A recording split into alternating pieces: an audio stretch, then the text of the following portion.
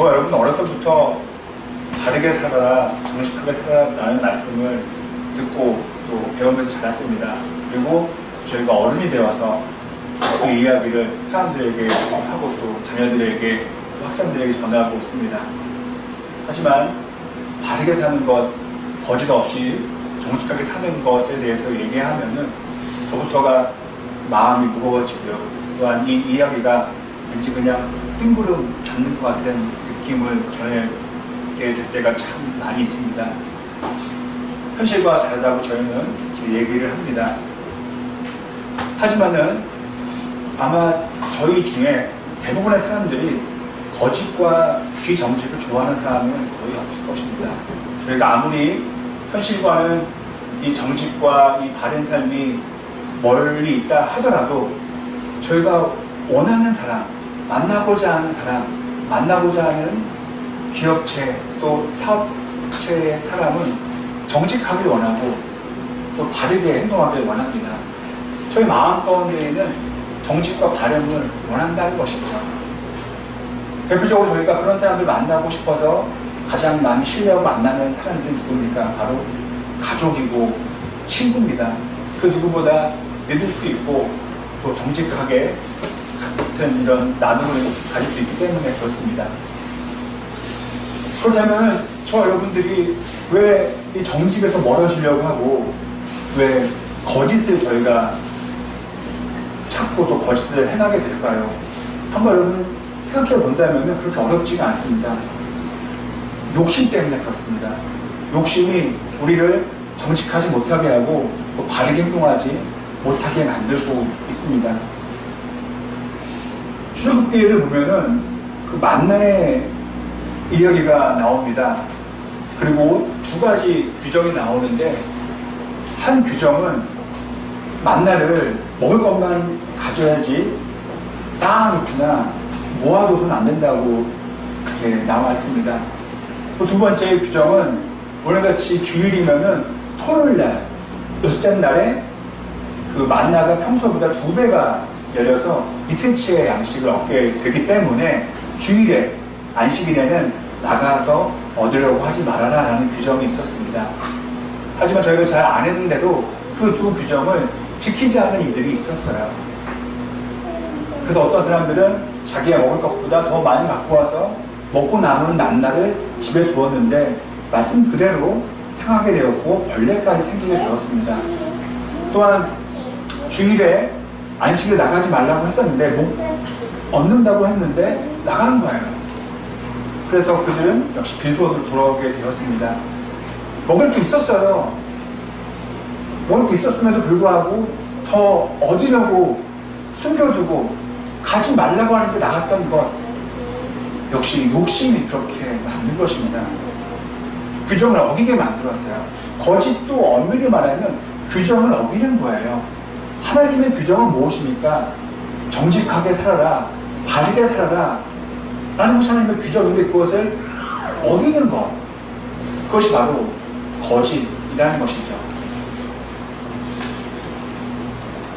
저희가 그렇다면은 말씀대로, 그리고 말씀이 아닌 윤리적으로도 바르게 정직하게 살려면은 처음에 말씀드린 것처럼 우리 안에 있는 욕심을 다스려야 합니다.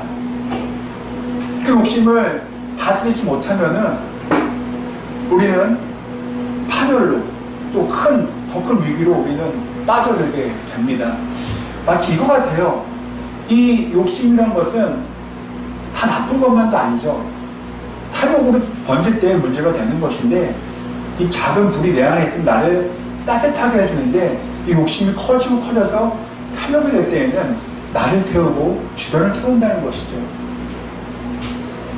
사기 치는 것, 또 비리를 저지르는 것, 뇌물을 주고받는 것, 그 마지막은 무엇입니까?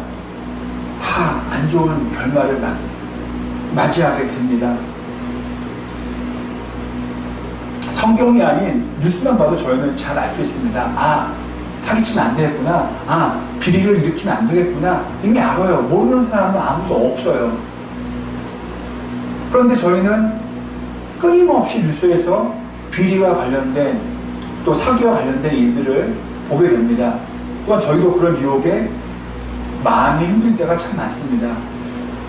되게 쉽습니다. 이것은요. 되게 쉬워요. 그것은 그 탐욕을 갖게 하는 그 욕심의 마음이 엄청나게 크기 때문이에요. 이것을 이길 수 있는, 이것을 움직일 수 있는 더 큰 힘이 있으면 돼요. 말 그대로 제어할 수 있는 힘? 제어할 수 있는 힘이 있으면 돼요. 한번 이러면 어떨까요? 큰 비행기가 있어요. 이것은 저희가 어떻게 움직일 수가 없어요.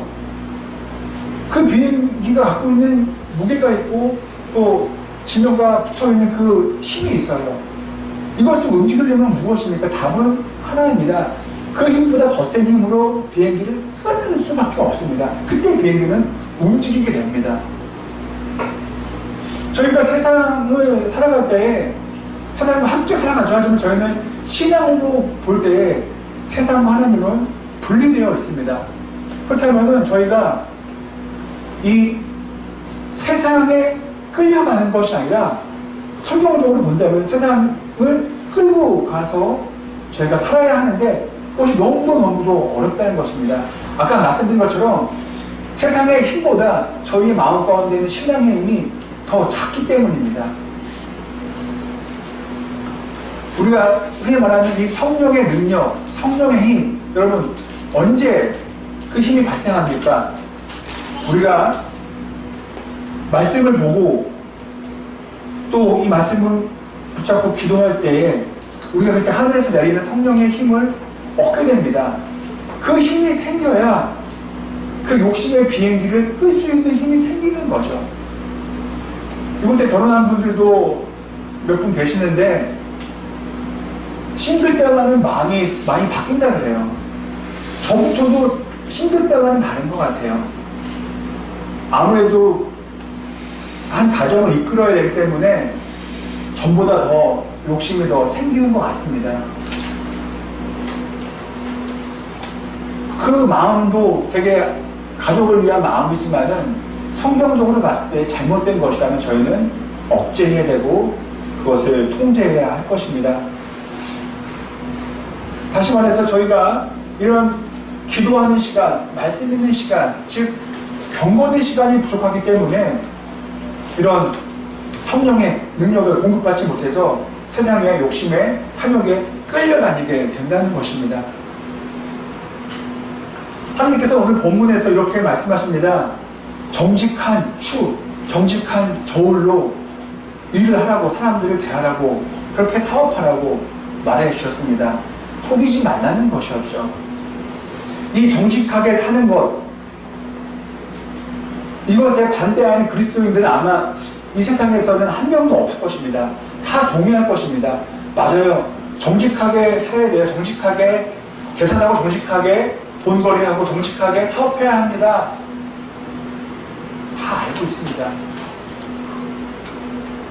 하지만은 안타깝게도 그것을 현실에 못 옮기는 게 우리의 되게 안 좋은 또 안타까운 모습인 거죠.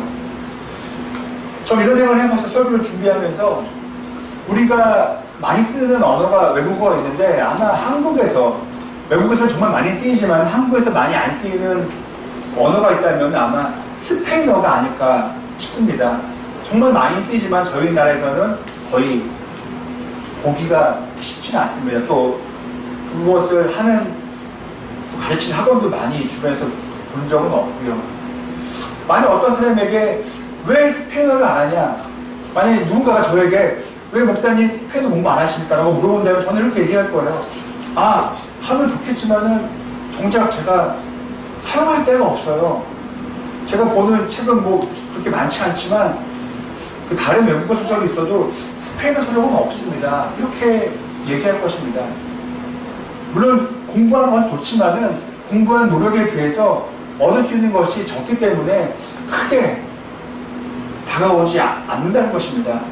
나쁘게 말하면은 그 한정된 시간에 저에게 그렇게 사용되어지지 않는 스페인을 공부한다는 것은 시간 낭비라고 생각할 수도 있습니다. 바로 이겁니다. 우리가 정직하게 못 사는 이유가, 우리가 진실되게 못 사는 이유가 바로 이와 같은 대답을 하기 때문이에요. 정직하게 살아서, 바르게 살아서 법을 지켜서 뭔가 얻어줘야 될 게 있는데 얻어지는 것은커녕 손해를 볼 때가 있으니까 이것을 알면서도 저희가 못하는 것이죠. 아니, 제가 스페인어를 공부하고 읽을 줄 안다면은 저한테 당연히 도움이 되는 것이죠.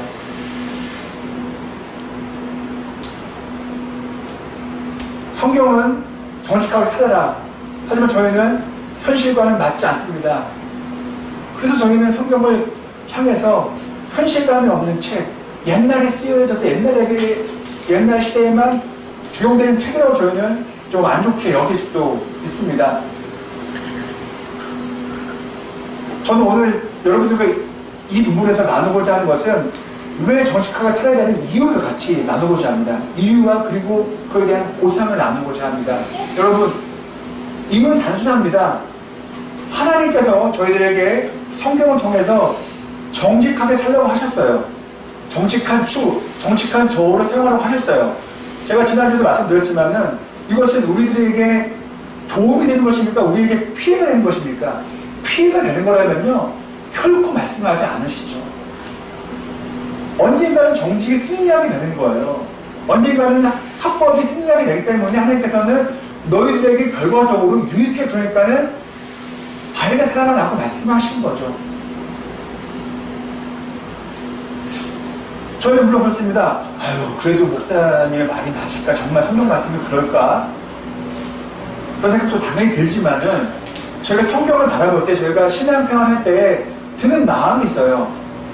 의심, 그럴까? 또 추측, 예상 한번 해보는 거예요. 또 심하게 하는 의심도 있죠. 물론 다 필요합니다. 또 이해도 필요합니다. 하지만 저희가 신앙생활 할 수 있는 가장 우리 마음의 큰 그 작용은 믿음이 있어야 합니다. 마치 하나님이 우리를 미워하는 분이 아니고 우리 사랑하시고 우리가 잘 되기 위해서 정직을 말씀하시기 때문에 우리가 그거 붙잡고 한번 바르게 살아보는 거야. 그런 모습이, 그런 삶이 바로 신앙생활이라는 것입니다. 다음으로 저는 여러분들과 이런 보상과 위로의 차원에 대해서 한번 생각해 보고자 합니다. 여러분, 저는 생각합니다. 저희가 기독교인으로서 정직하게 살 수 있는 가장 큰 힘, 가장 큰 원동력은 천국에 대한 소망입니다. 우리가 죽어서 가게 되는 영원한 생명에는 천국에 대한 소망이 없이는 말씀 그대로 살기가 너무너무 어렵습니다. 이거죠. 다음 세상이 하나님의 나라가 믿어지면은 이 땅에서 비록 손해를 보더라도, 내가 큰 이익을 못 얻더라도 하나님의 말씀대로 순종했기 때문에 내가 천국에 가면은 칭찬받고 위로받게 될 거야. 그리고 그곳에서 감사하게 평안함으로 살게 될 거야 라고 한다면은 우리는 이런 탐욕의 불을 끌 수가 있다는 것입니다. 한번 예를 들어보겠습니다. 여러분, 정직하게 결정하고 정직하게 사업을 하면은, 정직하게 내가 어떤 서류를 쓰면은 우리에게 10억이 오게 된다고 생각해보세요. 10억. 내가 눈 한 번 감으면은 10억을 받을 수가 있어요. 하지만은 신앙대로 정직하게 하면은 그 10억을 못 벌어요. 우리의 자녀들이, 우리의 가족들이 눈에 아른거리겠죠. 혹은 그 정직한 행동 때문에 심지어 지금의 삶보다 더 가난하게 내려앉을 수도 있어요. 그때 우리는 고민하게 됩니다. 하지만 여러분 생각해 보십시오. 이 땅에서의 삶이 전부야. 전체가 이 땅에서 삶이 마지막이라고 생각한다면은 그 10억 못 내려놓습니다. 그러나 이 땅에서의 삶도 아름답고 귀하고 오래되지만은 영원하진 않아. 50년 후에, 아니 60년 후에 만약에 저 같은 경우가 그래, 한 60년이 지나면, 50년이 지나면은 난 이 땅을 떠나서 하나님 품을 가지. 그 마음만 더 깊게 생각한다면은 10억을 포기할 수 있는 용기가 생긴다는 것이죠. 그것이 바르게 버는 10억이라면은 포기할 필요는 없는 것이죠. 여러분, 한번 어떤가, 여러분들이 이렇게 멀리 있는 것을 보면은 초점이 멀리 맞춰집니다. 제가 만약에 저기 벽에 걸려져 있는 등을 본다면요, 앞에 있는 형제님과 또 앞에 있는 어떤 의자들은 제대로 보이지가 않습니다. 제가 저길 본다고 하면서 여기가 선명해 보인다면은 안 보는 거예요. 거짓말 하는 거예요. 제가 멀리를 보면은 이 앞에 온 거는 안 보입니다. 이것이 바로 신앙입니다. 저는 대충 살자, 그냥 대업 없이 살자, 이게 결코 아니에요. 이 땅에서 정말 열심히 힘을 다해 살아야 하지만은 우리가 멀리 바라봐야 할 곳은 하나님 계신 저 천국이라는 것이죠. 저 멀리 있는 천국을 바라보면은 거기에 초점이 맞춰지면은 이 땅의 것들을, 내 앞에 있는 것들에 대해서 조금 더 욕심을, 이런 탐욕을 내려놓을 수 있다는 것입니다. 그렇게 될 때 우리는 정직과 정의를 실천할 수 있다는 거예요. 또 이런 생각을 저희가 할 수 있습니다. 내가 아버지로서, 내가 한 자녀로서 우리 부모님에게, 우리 자녀들에게 많은 돈을 드리고 물려줘야지라는 생각이 있어요. 그것도 저희들에게 욕심으로, 탐욕으로 번지게 하는 잘못된 그 시작이 될 수 있다는 것이죠. 그 효도하는 거, 자녀에게 좋은 거 물려주는 것이 왜 나쁘게 저희가 생각해야겠습니까? 나쁜 것이 아니죠. 하지만은 그런 마음 때문에 내가 법을 어기고 정직을 어긴다면은 역시 문제라는 것이죠. 제가 한번 예를 한번 가정을 한번 해보겠습니다. 내 자녀에게 많은 것을 물려줘요. 우리 가족에게 많은 것을 갖다 줘요. 좋은 거예요. 그런데 여러분 생각해 보십시오. 내가 우리 자녀에게 많은 것을 물려주었는데 이것 때문에 우리의 아이가 하나님을 떠나고 신앙을 놓게 될지 누가 알겠냐는 겁니까? 내가 많은 것을 물려줄수록 이 아이가 완벽한 하나님 앞에서 온전한 삶을 산다 보면은 좀 더 이렇게 하겠죠. 하지만은 제 말씀은 그럴 수도 있다고 저희가 가정한다면은 큰 돈을 꼭 물려줘야겠다, 꼭 큰 돈을 가족에게 주어야겠다, 그런 부담감에서 저희는 좀 벗어날 수 있다는 것입니다.